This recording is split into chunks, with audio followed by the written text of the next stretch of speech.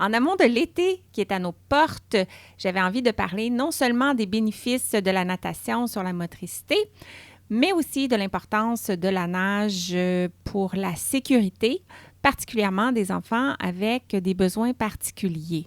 Et pour en parler, j'ai eu l'opportunité de recevoir Annie-Ève Jutras, ergothérapeute pour les services DI, TSA du CIUS MCQ. De la Mauricie, dans le fond. OK, c'est ça. Je me demandais tout à l'heure. Depuis 12 ans, ancienne sauveteur et monitrice de natation, donc quelqu'un qui s'y connaît bien et passionné par la prévention de la noyade depuis son adolescence. Elle va nous raconter tout ça.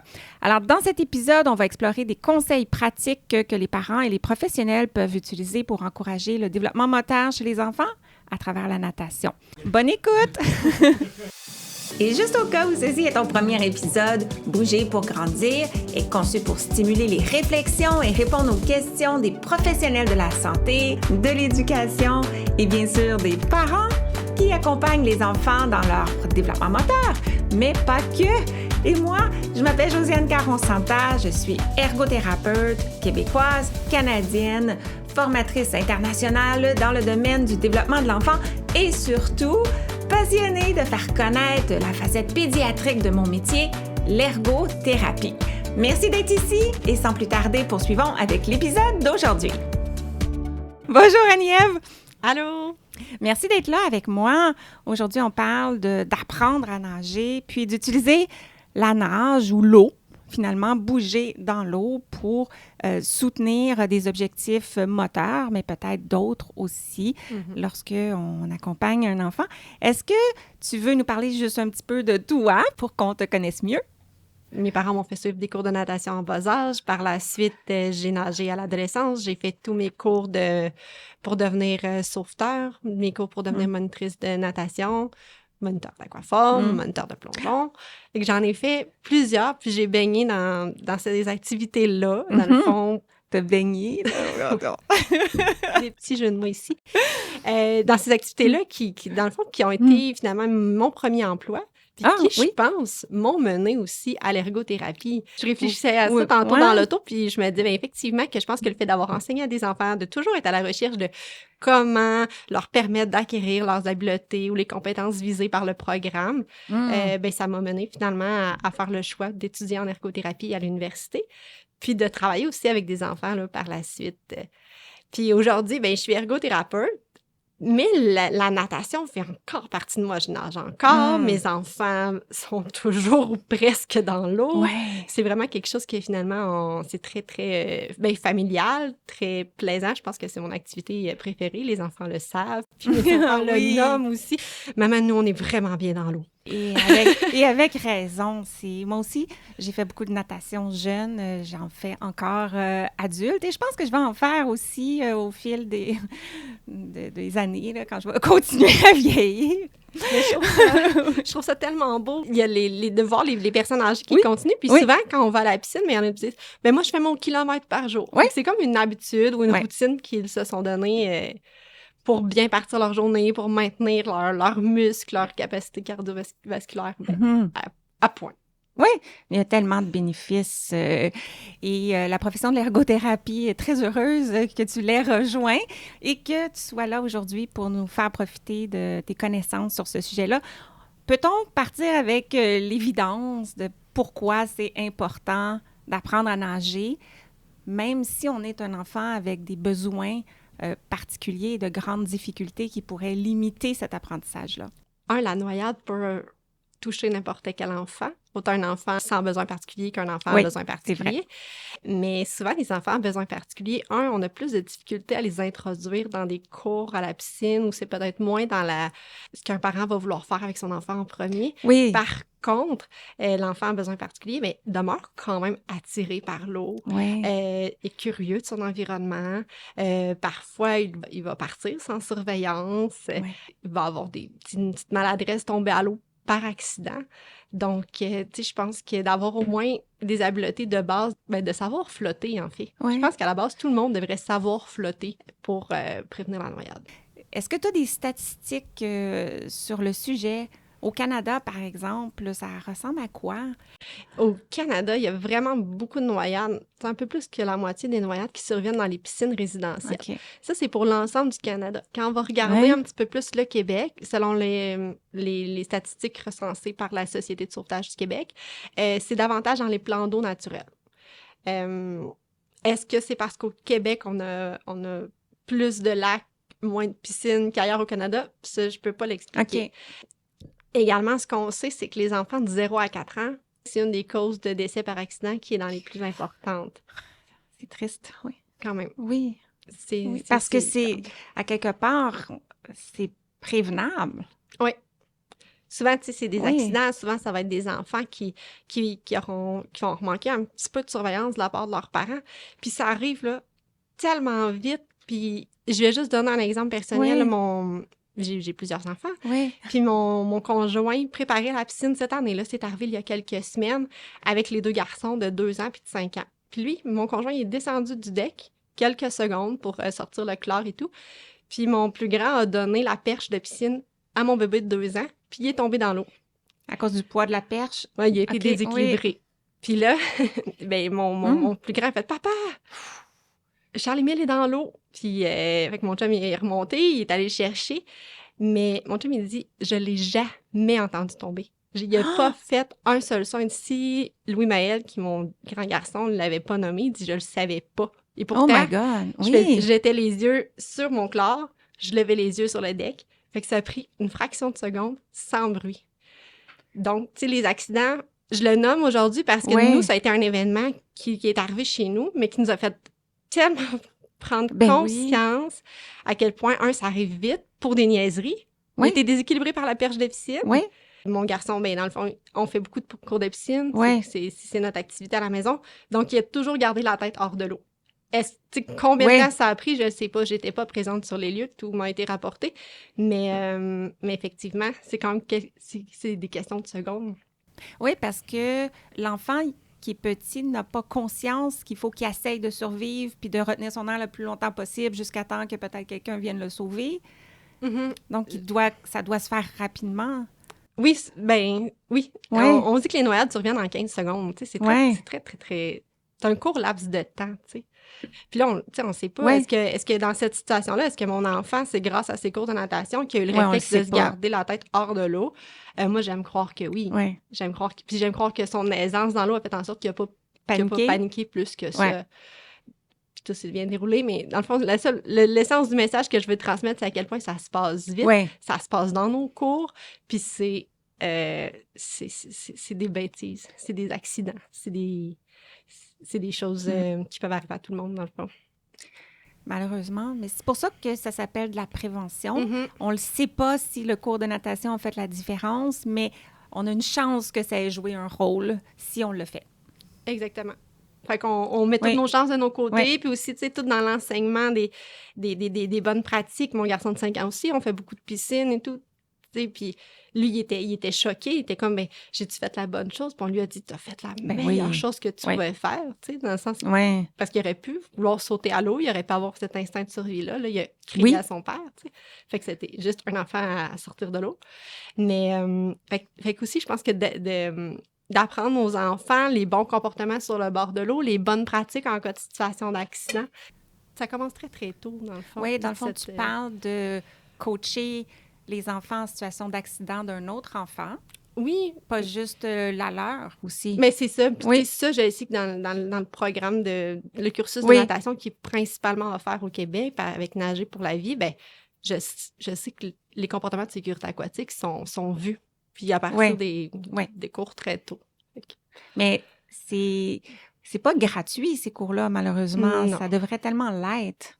Je pense qu'il y a certaines municipalités qui l'offrent. Mais je sais pas. OK. Si on va parler de développement moteur un peu plus, t'es ergothérapeute, peux-tu nous faire un peu ce que nous, on appelle une analyse de l'activité? Donc, ça prend quoi comme capacité pour avoir de l'aisance à apprendre à nager? Parce qu'il y a une courbe d'apprentissage, donc c'est pas du jour au lendemain, mais qu'est-ce que ça prend pour que ça se passe bien puis que ça termine avec un succès? L'apprentissage dans la natation va toucher à plusieurs capacités, autant les capacités physiques, cognitives qu'affectives. Au niveau des capacités physiques, ce qui va nous aider, en fait, ça va être de comprendre un petit peu la perception de son corps, de comprendre où sont placés tes membres les uns par rapport aux autres pour ensuite exécuter les mouvements qui sont les plus efficients. Parce qu'au début, l'enfant il va apprendre à nager, mais il va apprendre à flotter. Il va faire les mouvements qu'il peut pour se déplacer. Il va apprendre à se déplacer. Puis un peu plus tard, là, il va avoir la planification motrice puis les capacités cognitives pour bien exécuter le mouvement et devenir de plus en plus efficace et donc de plus en plus endurant dans les distances qu'il peut parcourir sans se fatiguer. Dans le fond, quand tu dis il va apprendre à se déplacer, probablement, ça, c'est ce qu'il va apprendre quand il porte des flotteurs ou des choses comme ça. Donc là, il n'y a pas à se préoccuper de ne pas couler, finalement, de flotter. C'est juste je bouge et je me déplace, mais après ça, la flottaison sans équipement, c'est autre chose à développer. Oui. Mais, tu sais, il y a des enfants qui développent la flottaison très tôt, très vite. Puis pour développer la flottaison, pour moi, il va partir de l'exemple là où il faut être capable d'être relax, d'être capable de garder les poumons gonflés. Gonflés, dans le fond. Parce que si t'es tendu, t'es toute crispée, tous tes muscles sont contractés, puis ta respiration, des fois, elle est plus raccourcie. Et donc, ça fait que t'es plus lourd et que tu cales un petit peu comme une roche. Moins que t'as d'air dans tes poumons, plus tu vas couler. Parce qu'avec beaucoup d'air, c'est comme un ballon, hein? Tu vas voler, tu vas aller vers le haut. Donc c'est ça. Donc, si t'es relax, tes muscles sont détendus, tes poumons sont à une meilleure expansion, et donc là, tu vas remonter à la surface, tu vas flotter sur l'eau. C'est ça qu'on fait quand on est un peu plus habile, puis qu'on sait nager, puis qu'on veut aller chercher quelque chose dans le fond de la piscine. Il ne faut pas arriver plein d'air parce que c'est plus difficile de couler jusqu'au fond. C'est ça. C'est l'inverse. OK. Tu as parlé de physique. Oui. Donc, y avait-il d'autres choses dans les capacités physiques? C'est sûr que d'avoir, en vieillissant, le petit enfant ne peut pas apprendre à nager sur les mêmes distances parce qu'il va manquer un petit peu de force musculaire. Ça prend quand même de la force musculaire pour déplacer l'eau avec une certaine vitesse, pour toi avoir la vitesse. Oui. Contrôler sa respiration, savoir à quel moment aussi je garde la bouche fermée, à quel moment j'ouvre la bouche avec l'eau pour pas que l'eau rentre dans la bouche. Puis la flexibilité de tes muscles, là, comme je disais tantôt, plus le muscle est comme... Mon entraîneur de natation disait tout le temps, soyez long et mou. OK. Long et mou. Bon, OK. Long et mou, mais... Quand t'es en dessous de l'eau, il faut que tu contractes. Parce que rigide, c'est comme si ça coupe l'eau, ça va pas agir contre la résistance de l'eau. C'est ça. Puis aussi, le fait d'être... si t'es trop contracté, tu te fatigues trop vite. Oui, tu dépenses beaucoup trop d'énergie. Ça fait du sens.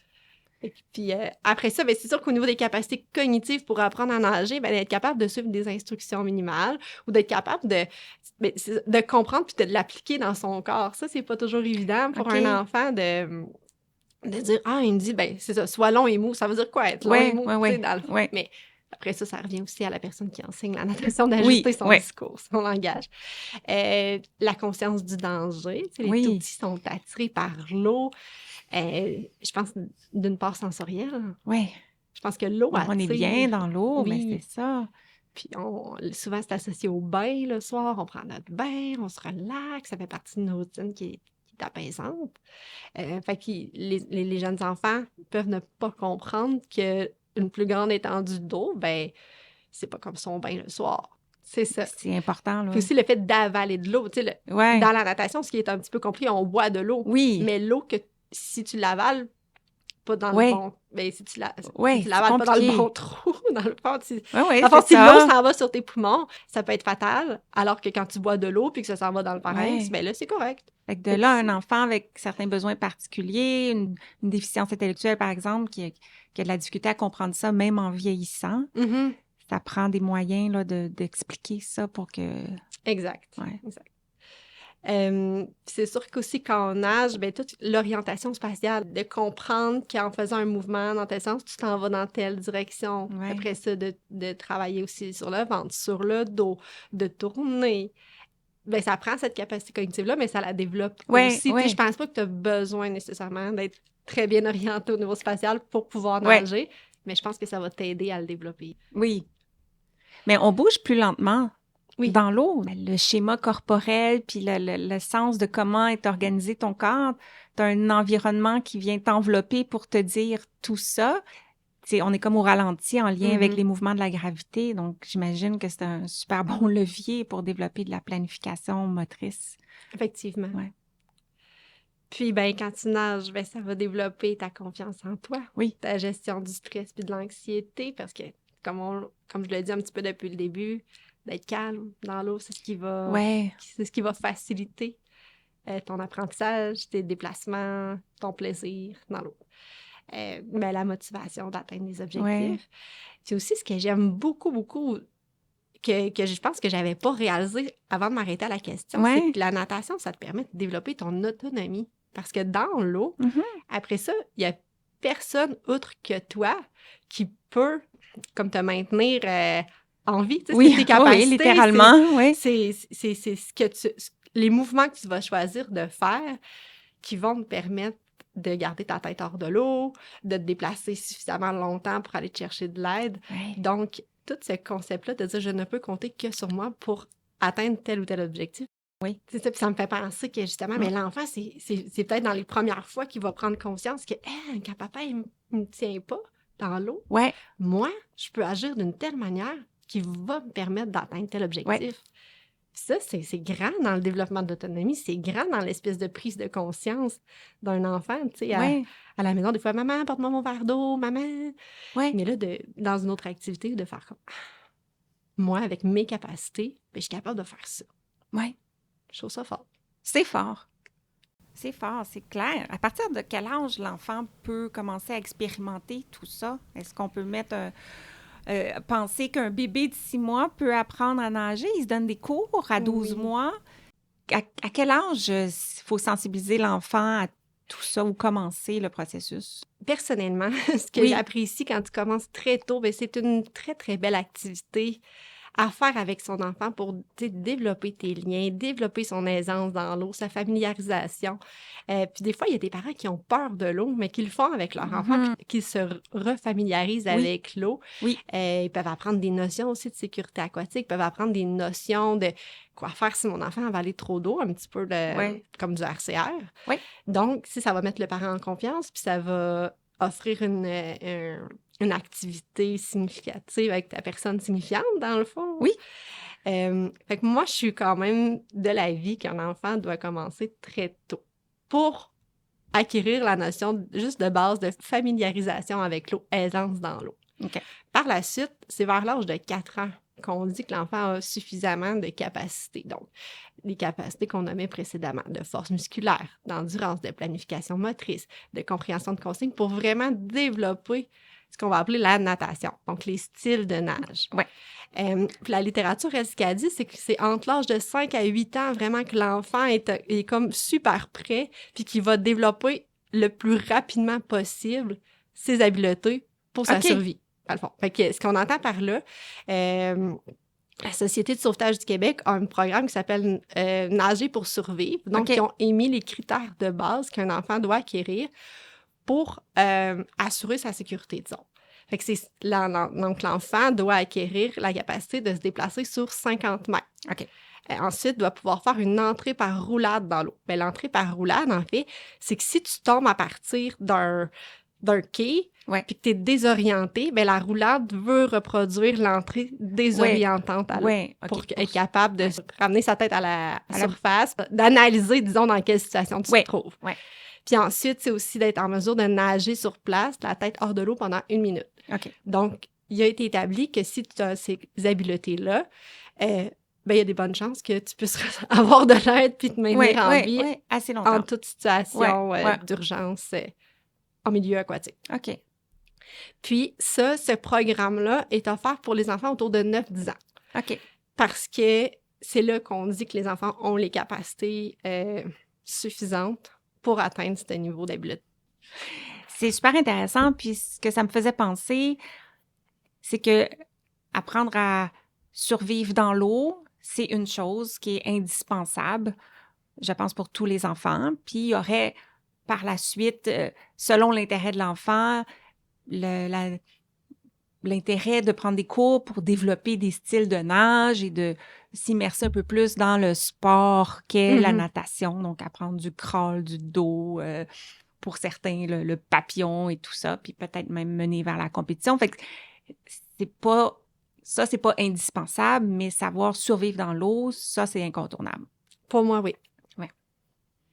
OK, donc on est très conscient que c'est important pour nos enfants d'apprendre à nager. Maintenant, si moi, je suis un parent qui est bon nageur ou que j'ai même été sauveteur plus jeune et tout ça, est-ce que c'est suffisant pour montrer à mon enfant à nager ou les cours que tu discutais, que tu présentais tout à l'heure, par exemple, seraient importants?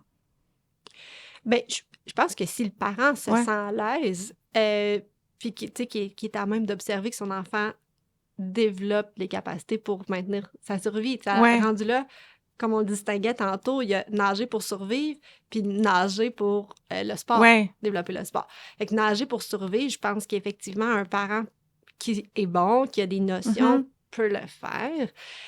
Par contre, j'aime quand même beaucoup l'aspect de suivre des cours, d'être en groupe, d'observer d'autres enfants, d'avoir des informations plus complètes. Tu sais, des fois, en tant que parent, on saute des petites étapes de prévention ou au contraire, on est très bon là-dedans. Là, ça dépend vraiment des personnes.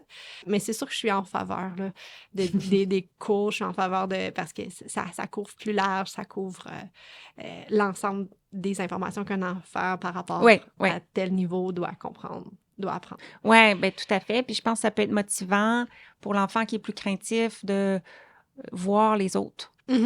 Effectivement. L'effet de groupe, de vouloir persévérer. C'est ça. Puis tu sais aussi le fait que c'est à toutes, bien souvent dans un cours. La structure, c'est à toutes les semaines. Puis ce qu'on dit, c'est que la natation, l'aisance dans l'eau, bien, ça se développe avec beaucoup de répétitions aussi. OK. Donc, plus grande exposition. Mais après ça, c'est vraiment libre à chacun. Mais au moins, de prendre conscience. Tu sais, moi, ce que je souhaite, là, je déborde un petit peu de la question, mais c'est que les parents, les familles ou les gens après des enfants savent quel niveau d'habileté par rapport à la natation où leur enfant est rendu. Ah, ouais. Puisque, tu sais, ce que je veux dire par là, c'est que parfois, je vais l'expliquer par une situation que j'ai vécue. Vas-y. Donc, comme je disais au début, j'ai des enfants, puis on avait invité des amis à la maison. Puis moi, j'ai une piscine à domicile, puis j'ai avisé les parents, est-ce que vous me donnez la permission d'ouvrir ma piscine? Est-ce que vous êtes à l'aise avec ça? Je sais qu'il peut y avoir des parents qui sont craintifs par justement, avec le risque de noyade, le risque d'accident qui arrive sur le bord de l'eau. L'ensemble des parents me donnent l'autorisation d'ouvrir ma piscine, puis sont à l'aise avec ça. Mais quand j'arrive sur le bord de la piscine avec les enfants qui sont présents chez moi, puis c'est des enfants d'environ 4-5 ans, il y a 3 enfants qui sont sur le bord de la piscine, ils disent « moi, je ne sais pas nager. » OK. Mais moi, j'ai pas été avisée que tu savais pas nager, puis j'ai même pas d'objet flottant pour toi. Donc, à ce moment-là, on dirait que pour moi, ça aurait été important que le parent me mentionne. C'est correct que tu ouvres la piscine, mais sache que mon enfant, il sait pas nager. Sache que mon enfant, il a peur de l'eau. Sache que mon enfant, il remontera pas à la surface, tu sais, ou il est pas capable il va juste longer le bord ou peu importe, tu sais, de me nommer un petit peu c'est quoi les habiletés de ton enfant pour que moi, dans le fond, dans la manière que je vais surveiller ma piscine, que je vais prendre soin des enfants qui sont chez moi, bien, je vais m'ajuster. Pour moi, en fait, ce que je veux dire par là, c'est que je souhaiterais qu'à tout le moins, les parents ou les personnes qui prennent en charge les enfants, mais sachent le niveau d'habileté que leurs enfants ont, puis qu'ils le partagent, les enfants vont se baigner ailleurs pour assurer la sécurité. C'est important. Puis ça, des fois, dans un cours de natation, le parent, il va le savoir parce que le moniteur va lui nommer. Si le parent est capable de le percevoir sans utiliser des cours, tant mieux. Mais partagez-le à d'autres personnes quand vous allez vous baigner ailleurs, mettons. Bien, merci d'avoir partagé cette histoire-là qui est très révélatrice. Et c'est quand même une chance que ces enfants-là savaient qu'ils ne savaient pas nager, qu'ils l'ont mentionné, parce que sinon, tu l'aurais peut-être découvert au fil de l'activité. Dans le fond, moi, ce que j'ai fait, quand ils m'ont dit ça, c'est que je suis rentrée dans l'eau, puis je les ai comme évalués. J'ai dit, OK, tu vas rentrer dans l'eau, tu vas essayer de venir me rejoindre en nageant. Puis là, je m'avançais, puis j'accompagnais, mais moi, ça a été ma réponse, tu sais, de pouvoir le faire.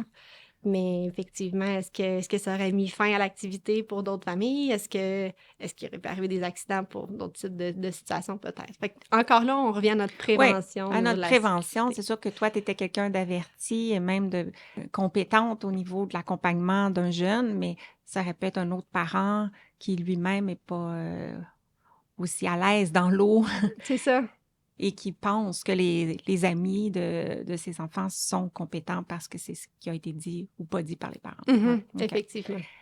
Peut-on parler juste un peu des outils de flottaison? Parce que quand on commence avec l'enfant, on va en utiliser. Est-ce qu'il y en a des meilleurs que d'autres ou des plus sécuritaires que d'autres à favoriser aussi ou dans un certain ordre? Ou...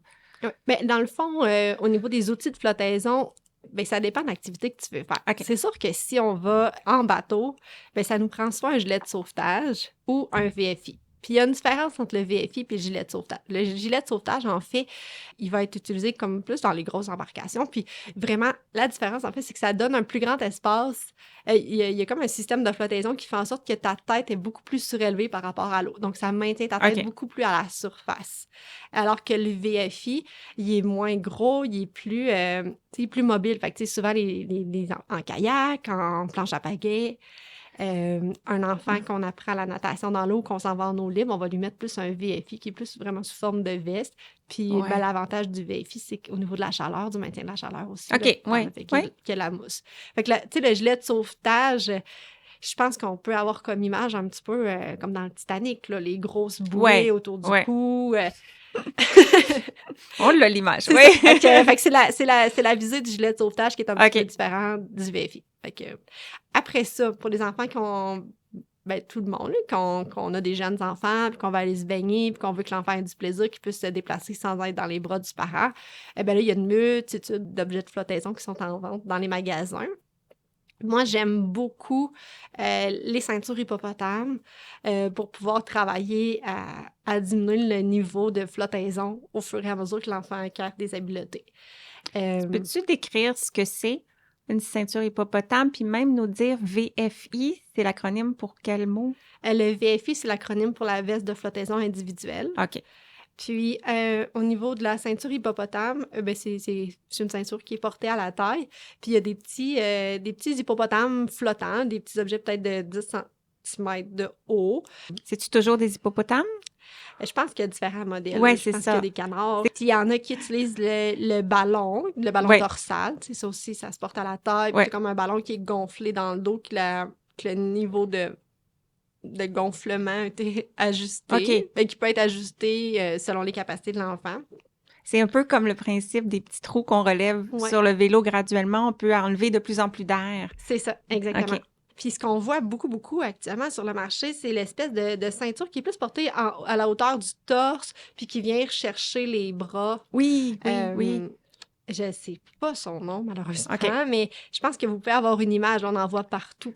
C'est comme un chandail, un crop top. Oui, exactement. Puis tu rentres, t'insères les deux bras de l'enfant. Oui. C'est ça, les bras sont surélevés. Donc, c'est sûr que la tête est plus à l'extérieur de l'eau que ce qu'on a dit précédemment, que les ceintures qui sont portées à la tête. OK. Donc, mieux pour débuter, peut-être? Bien, pour débuter. Pour assurer la flottaison de l'enfant. OK. Plus à l'extérieur de l'eau, mais pour apprendre à nager, ça va pas bien du tout. Tes bras, t'as pas de mouvement. Tu peux pas utiliser tes bras de la bonne manière. OK. Ça représente pas la réalité. Non, c'est ça. Fait que ça te permet de flotter dans l'eau. OK. Mais pour les jeunes enfants, on voit beaucoup de familles qui l'utilisent. Après ça, il faut quand même retenir qu'un outil de flottaison, ça remplace pas la surveillance. Non. Puis que si tu mets un outil de flottaison à ton enfant, c'est que tu crois pas en ses capacités de natation non plus. Donc, de demeurer très, très près de ton enfant dans l'eau ou d'aller dans la piscine avec lui lorsque vous utilisez les outils de flottaison. Il y avait aussi longtemps les swim-aids. Les swim-aids, les brassards. Les brassards. Ben, les brassards, oui. Swim-aids. Je pense que c'est notre langage. Puis les swim-aids, en fait... tu sais, c'est bien, mais encore, c'est bien. Je les aime pas. OK. Vraiment le contraire. Je les aime pas. J'aime pas le swim-aid parce que, l'enfant, il peut glisser. Puis son swim-aid, le swim-aid peut sortir parce qu'avec l'eau, les affaires que tu passes à travers le bras qui sont pas maintenues par une ceinture, qui sont, ça peut s'enlever. Ça dégonfle facilement. Souvent, on achète ça au Dollarama. Fait que tu peux t'accrocher, puis un Ouais. petit bout qui pète. Fait que, tu sais, ton niveau de flottaison, il peut changer en cours d'activité sans que tu l'aies voulu. Ouais, ou que tu le réalises. C'est ça, exactement. Ouais. Et donc, c'est là que ça peut amener du Ouais. danger. Puis encore là, c'est le même principe que la ceinture de torse avec les bras. Ben, tu as les bras qui flottent à l'extérieur de l'eau, mais tu en as besoin pour apprendre à te mouvoir dans l'eau, Ouais. pour apprendre les bons mouvements pour se déplacer.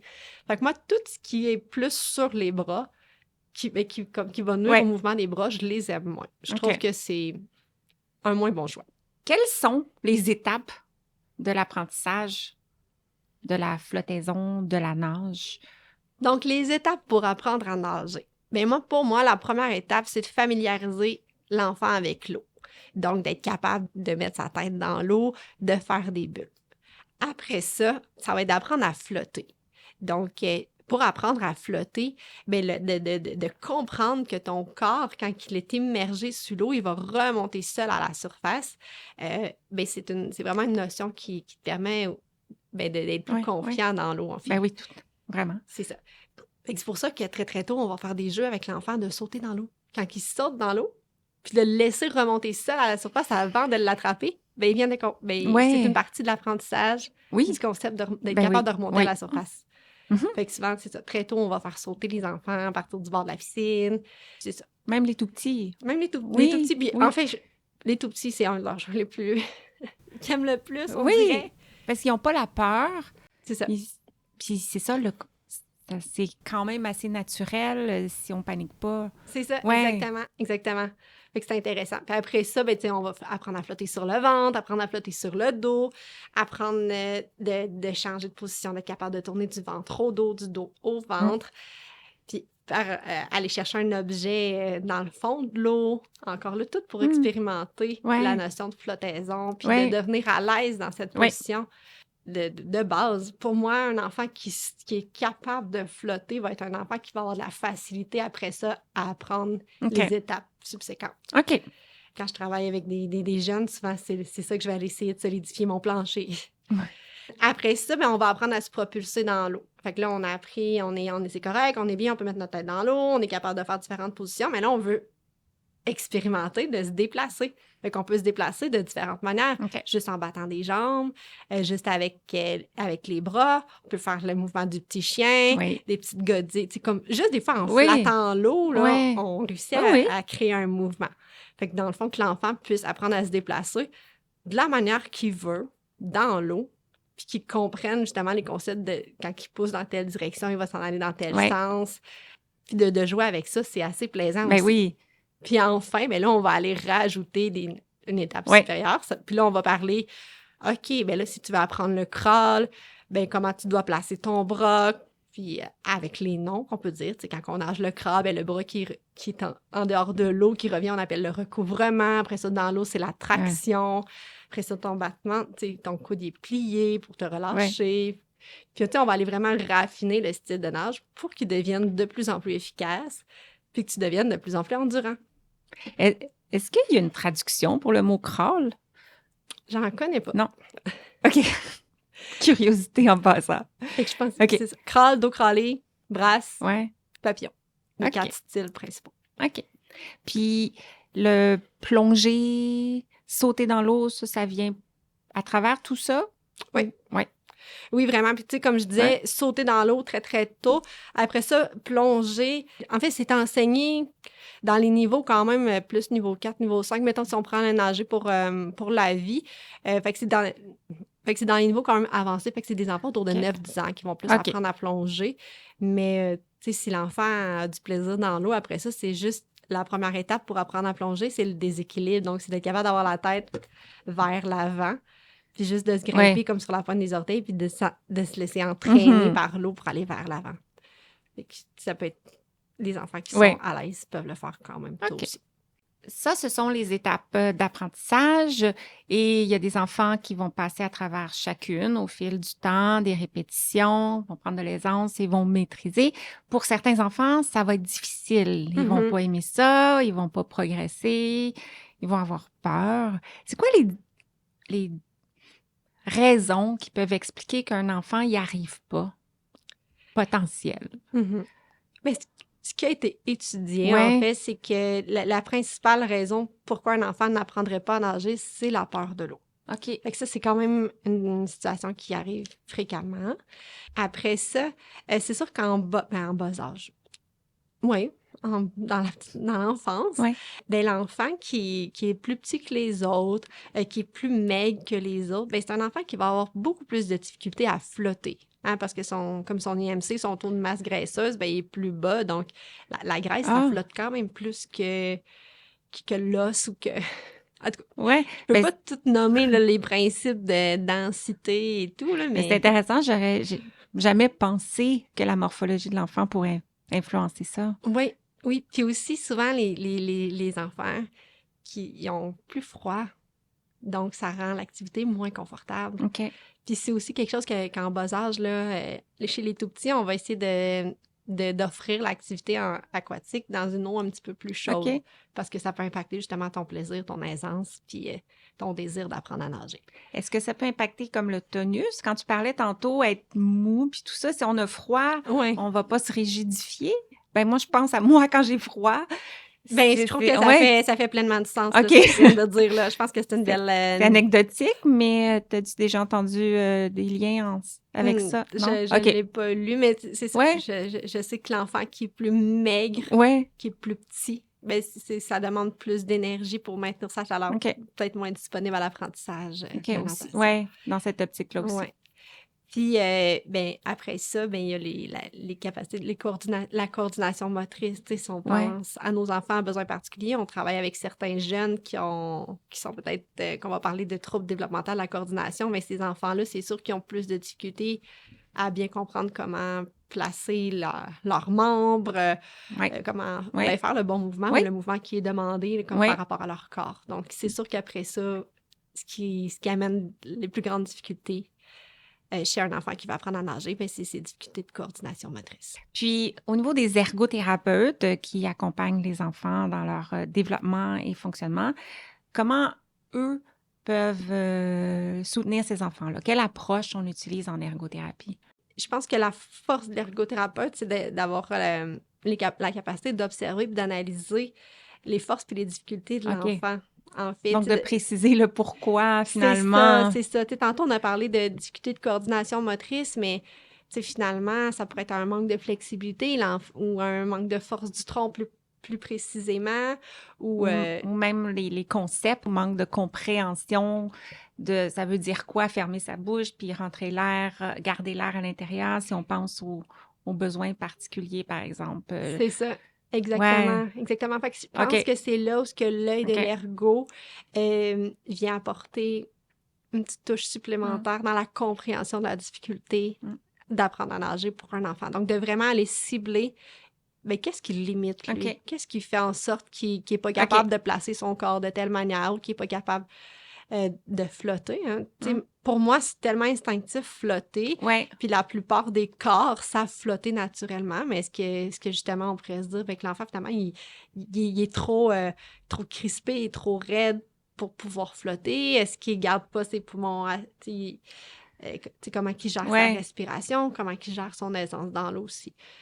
Fait que je pense que c'est ce que l'ergothérapeute peut apporter, d'aller viser le pourquoi. Donc, ça peut être pertinent si on souhaite que notre enfant apprenne à nager ou à survivre dans l'eau et que ça semble difficile de consulter un ergothérapeute pour comprendre pourquoi et de là, le diriger vers peut-être une ressource adaptée de l'apprentissage de la natation ou travailler les capacités sous-jacentes en même temps ou avant dans un contexte d'ergothérapie. Je pense que ça peut aider.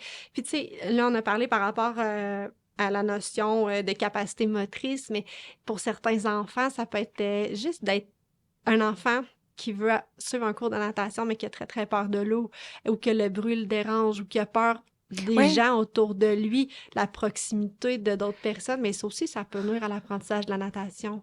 C'est important. Donc, ça n'a rien à voir avec l'activité elle-même ou la motricité, juste avec le contexte où on va apprendre l'environnement. Fait que, tu sais, dans l'œil, dans la vision, dans l'observation de l'ergo, ben, le fait d'analyser l'environnement, OK, mais ce jeune-là, finalement, c'est pas l'eau qu'il aime pas, c'est qu'il tolère pas d'être avec 4 enfants à côté de lui qui crient, tu sais, disons. Puis des fois, ça peut être L'écho dans les piscines, si c'est fait à l'écho, les l'intérieur. reflets. Il y a souvent des fenêtres ou de la Ouais. luminosité qui est différente. OK. La température de l'eau. OK. Fait que l'ergothérapeute est bien outillé pour repérer tous ces éléments-là, puis ensuite faire des recommandations pour adapter l'enseignement C'est ça exactement. et l'environnement. Oui. Super bon point, Agnève. Et as-tu des stratégies concrètes pour nous, pour l'enfant, par exemple, qui a peur de l'eau? Bien, c'est sûr que l'enfant qui a peur de l'eau, ce qui est le plus important pour moi, c'est que de respecter quand même son rythme. Tu sais, il y a déjà eu des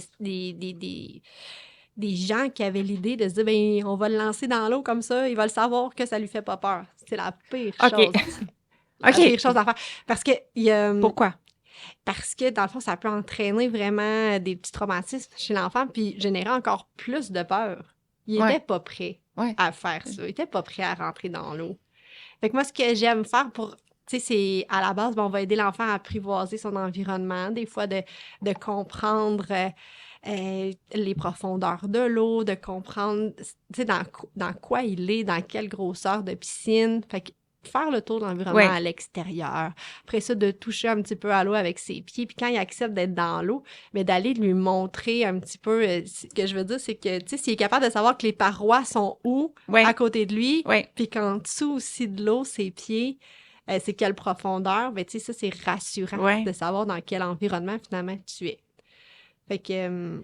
Oui, c'est un bon point parce que visuellement, si on ne sait pas qu'on est à 1 pouce du fond ou on est à 6 pieds du fond, c'est ça. Quand on est dans le creux, on n'agit pas de la même façon dans l'eau que quand on est juste à quelques centimètres du fond. Exact. Fait que, tu sais, ça, des fois, c'est vraiment sécurisant là, de savoir. C'est le même principe qu'on dit qu'on est... Tu sais, un enfant va être sécurisé quand il comprend bien son enveloppe corporelle, mais l'enfant va être sécurisé aussi quand il comprend bien les limites de l'environnement physique, Oui. Fait que ça, pour moi, je pense que c'est une belle stratégie à utiliser. Puis de prendre le temps que ça prendra avant qu'il rentre dans l'eau, puis de maintenir l'aspect ludique, de maintenir l'aspect plaisant, de maintenir le lien avec l'enfant aussi. Oui. C'est ce que je pense pour la peur de l'eau. Puis la peur de l'eau, puis la peur de mettre sa tête sous l'eau, c'est-tu 2 peurs différentes? Ben, je pense que oui. Je pense qu'on peut les traiter différemment parce qu'il y a des enfants qui ne voudront pas entrer dans l'eau, mais il y a des enfants qui vont entrer dans l'eau, mais qui ne voudront pas mettre leur visage dans l'eau. Donc, pour le visage dans l'eau, ben moi, ce que... Tu sais, encore là, j'adore utiliser les thèmes ou les jeux. Ben oui. Laisse l'ergot en toi. C'est ça. Sortir. Aller susciter la curiosité de l'enfant. Tu sais, je pense que si l'enfant, il met sa pensée sur autre que mettre sa tête dans l'eau, mais plus je m'en vais voir tel objet. L'objectif de mettre sa tête à l'eau. C'est ça. Tu sais, je pense que c'est une bonne manière de fonctionner là, pour obtenir des gains, finalement. C'est se mettre des objets d'intérêt dans le fond de l'eau, d'aller faire une situation d'exploration. Puis au début, même pas obligé d'avoir les yeux dans l'eau. On peut mettre des lunettes, on peut mettre des gros masques, on peut... on peut utiliser, c'est ça, différentes stratégies. Des fois, même pour le motiver, je disais des objets dans le fond de l'eau, mais si la piscine est quand même creuse, on peut il peut y avoir une autre adulte ou une autre personne qui tienne les objets aussi à portée de main, puis que l'enfant peut réussir à toucher avec ses mains, puis que tu ajustes le niveau de défi. Sinon aussi, être face à face avec une personne sécurisante, puis jouer à cache-cache. Je me cache en dessous de l'eau, je reviens à ton tour, on se cache, on va se faire des saluts en dessous de l'eau, se faire des sourires, essayer de comprendre ce qu'on se dit en dessous de l'eau. Ça, c'est des petits défis qui peuvent être le fun. Au début, c'est ça, on peut juste jouer à se cacher le menton. Ton menton a disparu, puis tu montes graduellement, bouche, les yeux. C'est le fun quand il y a une partie du corps qui disparaît dans l'eau. Ben c'est ça, on aime ça. Fait que vraiment, je pense que c'est d'aller chercher la créativité, puis de susciter la curiosité de l'enfant. Mais rendre l'activité significative, pas juste un défi moteur ou de survie. Puis au final, il s'en rendra peut-être même pas compte qu'il a mis son visage dans l'eau, puis plus que l'activité va être répétée, plus qu'il va l'intégrer. Puis il va s'en rendre compte de lui-même, puis la fierté va être au rendez-vous à ce moment-là, c'est clair. C'est ça. Fait que pas nécessairement mettre le focus sur « Ah, OK, là, on va aller mettre notre tête dans l'eau. » C'est « Hey, OK, on s'en va chercher, on s'en va observer les fonds marins, on s'en va jouer à cache-cache, on s'en va... » Puis fait que ça change le... Est-ce que d'écouter des films ou lire des livres qui a des enfants qui vont dans l'eau, ça peut être intéressant pour donner le goût?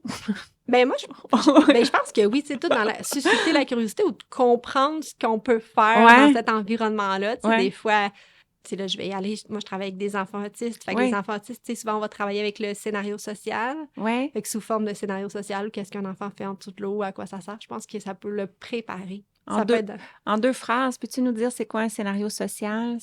C'est quelque chose de spécifique, là. Oui. Donc, le scénario social, en fait, c'est une histoire qui est préparée spécifiquement pour un enfant puis qui va être écrit pour lui avec ce qui est attendu ou ce qu'il va vivre. Dans le fond, ça va le préparer, ça va lui expliquer, OK, si tu entres dans l'eau, ben la sensation sur ton corps, la température, elle va être différente. Ou ça va faire un bruit de splouche. Ou il va y avoir des gouttes d'eau qui vont revoler. Comme ça, l'enfant, il sait à quoi s'attendre quand il va entrer dans l'eau. Donc, il n'y a pas de surprise, pas de nouveauté. Ça peut diminuer le stress, ça peut diminuer la peur aussi, si on fait l'histoire dans ce sens-là. Mais ça peut être vraiment selon ce que l'enfant a besoin de mieux comprendre pour pouvoir se mettre en action. Oui, puis je pense qu'on peut inclure les stratégies que l'enfant peut prendre. Donc, si je reçois de l'eau dans le visage et que je ne suis pas bien, je peux fermer mes yeux, penser à telle chose jusqu'à temps que ça passe ou en tout cas, peu importe, en lien avec exactement le besoin de l'enfant. C'est ça. Fait que c'est sûr que le scénario social, je pense que c'est peut-être une approche qui va être spécifique dans une intervention que pas nécessairement, moi, je suis un parent puis je veux aider mon enfant à aller dans l'eau. Parce que c'est souvent l'intervenant qui est formé, qui va être capable de composer ce genre de scénario-là. C'est ça, exactement. Cette histoire-là. Donc, pour le parent, de lire des livres, des histoires que les enfants vont dans l'eau, c'est ça, d'aller susciter la curiosité par rapport à la vie dans l'eau, sous l'eau. Je pense que ça peut être aidant. Le jeu symbolique, imaginaire, comme prendre des figurines, les mettre dans un bol d'eau ou même le jeu de rôle, de faire semblant qu'on entre dans l'eau, qu'on reçoit de l'eau au visage et tout ça, ça pourrait être des stratégies aussi. Oui, vraiment. Je pense que ça peut aider les enfants. Plus que l'enfant sait à quoi s'attendre, plus qu'il pratique. Ça fait son chemin dans le cerveau, puis on finit par acquérir l'habileté qu'on souhaite. OK. Puis, pour la respiration, l'enfant qui n'y arrive pas l'histoire de la flottaison, puis de retenir ou varier la quantité d'air ou de garder la bouche fermée ou tout ça, là. Est-ce qu'il y a des stratégies habituelles qui sont recommandées par des professionnels ou des ergothérapeutes? Tu sais, moi, je pense que j'irais décortiquer. OK, on est à l'extérieur de l'eau. On peut ouvrir notre bouche parce qu'on veut inspirer. OK, on s'en va sous l'eau. On garde... ça peut être la première étape, on fait juste garder la bouche fermée parce que la première chose, si on veut prévenir la noyade, l'enfant qui est immergé sans le vouloir en dessous de l'eau, on veut qu'il garde sa bouche fermée, qu'il respire pas, qu'il inspire pas. Fait que première étape, c'est ça. À l'extérieur de l'eau, ouverture de bouche sous l'eau, fermeture de bouche. Puis tu sais, ça, je pourrais le pratiquer. Après ça, tu peux rajouter à l'extérieur de l'eau, on ouvre la bouche. En dessous de l'eau, bouche fermée, mais qui expire, qui fait des bulles. On veut voir les bulles. Il n'y a plus de bulles. C'est le temps de remonter à la surface. OK, wow. Oui, c'est bon, ça. Tu peux te donner un petit repère visuel pour savoir quand revenir. On pourrait le limiter sur le bord de la piscine. On fait semblant, OK, on ouvre la bouche, on se met un petit bonhomme, ferme la bouche. Puis après ça, dans l'eau, tu peux le faire de manière stationnaire. Une histoire qu'on trouve bien drôle que je fais, je sais souvent, c'est la famille Bouchon. Fait qu'à chaque fois que je disais Madame Bouchon s'en va avec petit frère Bouchon qui veut aller chez grand-maman Bouchon. À chaque fois qu'on disait Bouchon, on allait en dessous de l'eau puis on fermait notre bouche. Bouchon. OK. Je la connaissais pas. C'est sympathique. Souvent, c'est très drôle. Puis les enfants embarquent, puis il y a comme une image. Bouchon. Bouche ta bouche. Oui. J'aime ça. Tu vas en dessous de l'eau. OK. C'est ça. Tu y vas graduel, puis après ça, tu peux le faire de manière horizontale, après ça en déplacement, puis tout là, on va avoir acquis graduellement la bibliothèque qu'on soit. Mais c'est des bonnes suggestions. À partir de quand ou quel niveau de natation? C'est sûr que c'est toujours bon de ne pas nager seul, mais à partir de quel âge ou quel niveau de compétence notre jeune, notre enfant et ses amis peuvent se baigner, disons, sans surveillance, là? Ouais. C'est vraiment une bonne question. Ouais. Puis je trouve ça vraiment bien parce que la Société de sauvetage a fait une petite fiche d'informations par rapport à cette question-là. Puis ce qu'ils disent, dans le fond, c'est qu'il n'y a pas de règlement quant à l'âge minimal qu'un enfant peut se baigner seul. Par contre, on va y aller un petit peu dans la même réflexion que à partir de quel âge un enfant peut se garder seul. Fait qu'ils vont dire autour de 10 à 12 ans, mais l'âge, c'est pas le seul critère. Non. Il faut que ton enfant de 10-12 ans que tu envisages laisser se baigner dans la piscine, sans parents, mettons, surveillant, est-ce qu'il est assez responsable pour comprendre les enjeux de sécurité par rapport à l'utilisation de sa piscine? Après ça, est-ce qu'il y a des capacités, justement, de natation? Tu sais, un enfant de 10-12 ans qui a peur de l'eau, qui n'a jamais suivi de cours de natation, je pense que c'est dangereux de le laisser se baigner. Oui, probablement qu'il ne voudra pas non plus. C'est ça, exactement. Fait qu'encore là, comme je disais un petit peu plus tôt, c'est sûr que ce qui est recommandé par la Société de sauvetage, c'est que l'enfant qui veut se baigner sans la supervision d'un adulte, dans le fond, d'avoir minimalement les capacités de nager pour survivre. Donc, la capacité de se déplacer sur 50 mètres, la capacité de maintenir la tête hors de l'eau pendant 1 minute, puis la capacité de faire une entrée par roulade dans l'eau. Puis sinon, idéalement, ces enfants-là qu'on autorise à se baigner sans la supervision de l'adulte, bien qu'il y ait le niveau étoile de bronze. Donc, nous, étoile de bronze, ce que ça veut dire, c'est le niveau de natation qui survient juste avant d'apprendre de prendre le cours à être sauveteur. Oui, c'est exactement ça. C'est là que j'ai arrêté mes cours, moi. Juste avant, c'était la prochaine étape. Oui. C'est ça. Fait que ça, c'est dans le monde idéal. Oui, c'est beaucoup de cours, là. Oui. C'est vraiment pas la majorité. On essaie de jamais se baigner seul. C'est correct sans la supervision d'un adulte à partir de l'adolescence. Oui. Mais tout seul, s'il survient un accident... C'est une autre personne, là, minimalement, c'est ça. Ami, fait qu'on dit toujours qu'à deux, c'est mieux. C'est ça. Puis si votre adolescent se baigne seul à domicile, seul ou avec un ami, aussi dans tes règles de sécurité établies, dans ton code de sécurité que vous établissez à la maison, si on invite beaucoup d'amis, il faut savoir qu'à l'adolescence, plus qu'il y a d'amis, plus qu'il y a de défis dangereux qui se reviennent. Oui. Fait qu'encore là, fait que tout est dans la manière d'établir son code de sécurité à domicile aussi pour dans le fond, prévenir le plus possible les accidents malheureux ou la noyade. OK. Bien, merci de cette précision-là. Pourquoi que la natation, c'est une excellente activité pour le développement moteur de l'enfant? En fait, le pouvoir de l'eau, le fait d'être comme immergé dans l'eau, puis au niveau sensoriel, au niveau de la conscience corporelle, on a beaucoup d'input. Donc, je pense que c'est un moyen qui est fort pour les jeunes, justement, qui ont des difficultés de planification motrice, puis apprendre à comprendre leur corps. Là, ils ont beaucoup d'informations pour comprendre leur corps. Donc, l'idée, c'est que ça va contribuer au développement, mais c'est aussi une modalité, un moyen que pourrait recruter un parent qui est à l'aise dans l'eau ou un intervenant comme l'ergothérapeute qui accompagne un enfant qui a des difficultés de motricité globale ou avec son développement postural, par exemple. Oui, puis en plus, la natation, vraiment, au niveau des capacités physiques, la force musculaire, l'endurance, puis la planification motrice, mais c'est l'ensemble des muscles du corps sont sollicités. Donc, vraiment, tout ce qui est la musculature du tronc dans la piscine, en fait, le fait d'apprendre à gainer son corps, donc d'utiliser ses muscles du tronc, ça va faciliter tes postures de flottaison. Tu vas ressentir une différence, en fait, si ton corps il est bien placé versus pas dans ta vitesse, après ça, de déplacement. Si, disons, tu n'as pas recruté tes muscles du tronc, tu vas essayer d'avancer, mais là, tes fesses vont être vers le fond, tes jambes vont être vers le fond, ça va te freiner un petit peu. Alors que si tu gagnes bien, là, ça va remonter à la surface et donc ton battement de jambes va être facilité, puis tu vas avancer plus vite. Fait que tu as comme une rétroaction aussi rapide avec l'eau, de savoir... tellement... Pour les muscles posturaux, je trouve vraiment que c'est une belle modalité, dans le fond, pour travailler le tronc.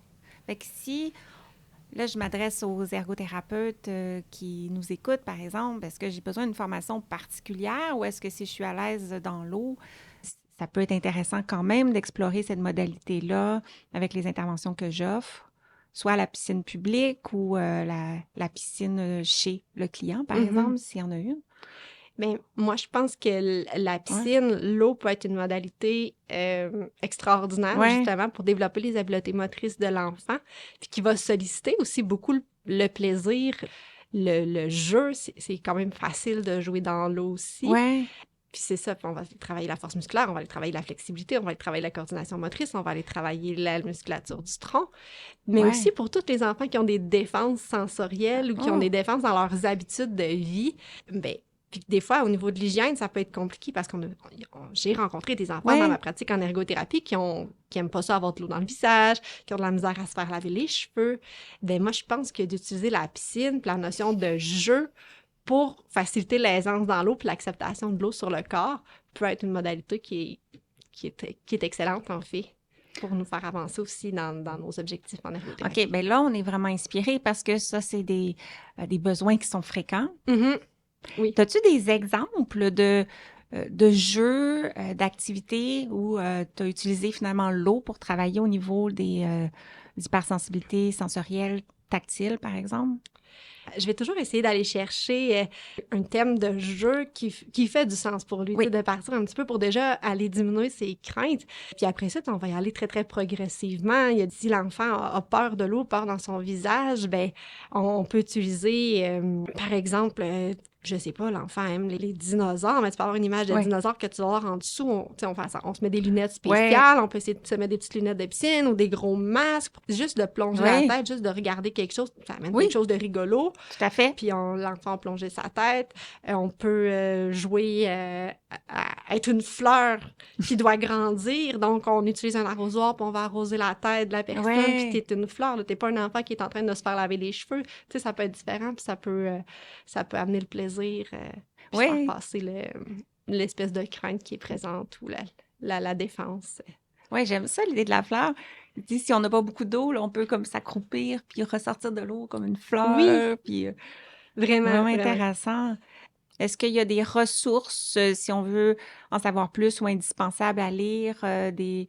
Dans le fond, c'est sûr que par rapport à la prévention de la sécurité aquatique, la Société de sauvetage du Québec, là, je pense que c'est l'organisme qui a le but visé de prévenir la noyade au Québec. Fait qu'ils sont assez...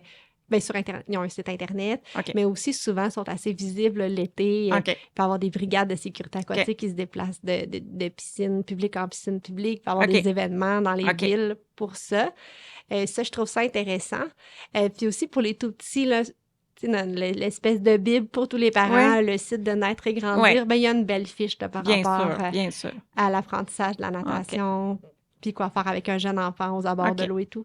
Donc, je pense que ça peut être deux belles ressources là, pour se préparer à la saison estivale qui s'en vient puis assurer la sécurité de nos enfants. Je suis bien d'accord. Je vais mettre les liens vers ces ressources-là sous l'épisode. Est-ce qu'il y a d'autres choses que tu aurais envie d'ajouter qui n'est pas ressorti au cours de notre conversation?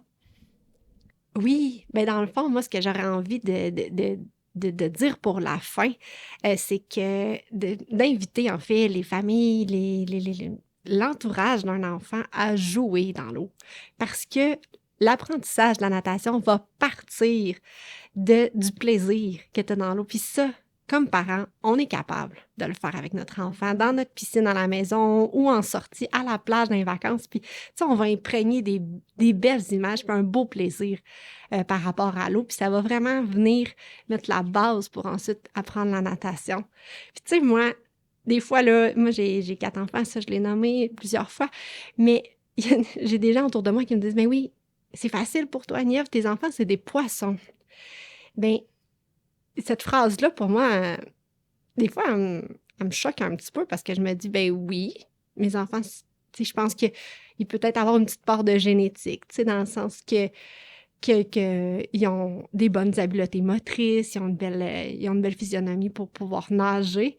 Mais je pense que c'est tout ce qu'on a fait ensemble, en bas âge, d'aller jouer à tous les jours, plusieurs fois par été, dans notre piscine, ensemble, à se créer des scénarios, à s'arroser, à faire les plus grosses vagues. Juste ça, mais on le fait vraiment, vraiment souvent. Puis j'y prenais plaisir, puis eux prenaient plaisir. Donc, je pense que mes enfants ont développé leur aisance grâce à ça. Ça fait qu'aujourd'hui, oui, ils ont la chance d'avoir la facilité à apprendre à nager, puis ils n'ont pas peur de l'eau, puis ils aiment ça. Mais je pense que c'est dans ces petits moments-là qu'on a créé ce plaisir-là ou cet intérêt-là qui s'est éveillé chez eux.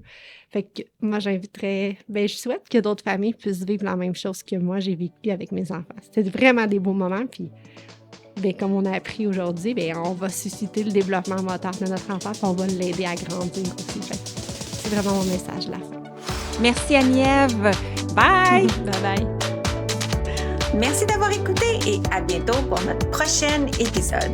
Et d'ici là, vous pouvez me retrouver quotidiennement sur les réseaux sociaux, consulter mon blog et profiter de mes ressources gratuites en joignant ma communauté au josiannecaronsanta.com/guide. Le podcast Bouger pour grandir est une production de l'Académie de formation JCSI, des formations en ligne sur le développement et fonctionnement de l'enfant, de la perspective de l'ergothérapie.